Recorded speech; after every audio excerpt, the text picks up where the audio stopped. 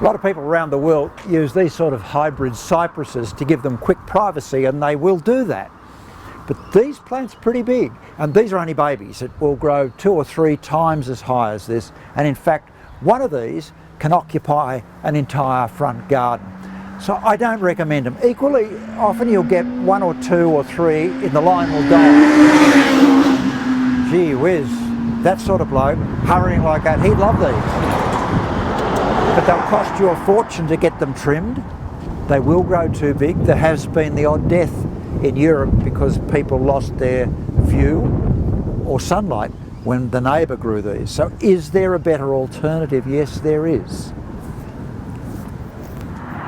Now this is it. This is a plant called the Spartan Juniper. Now there's a lot of things about it. Firstly, junipers grow in far more differing climates in Australia than, say, something like a cypress, particularly a pencil pine. These things are hardy.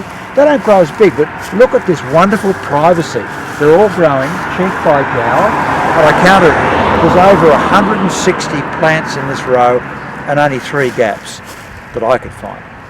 What a wonderfully hardy plant to give you all of that privacy. No one has to come in here every week or 2 or a month and trim them because they're narrow.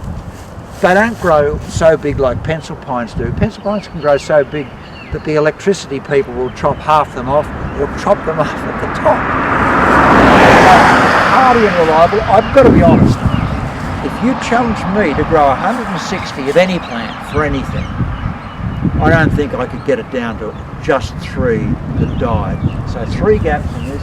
The privacy is still complete. And that name again, think of the 300. Think of Leonidas, the Spartan Juniper.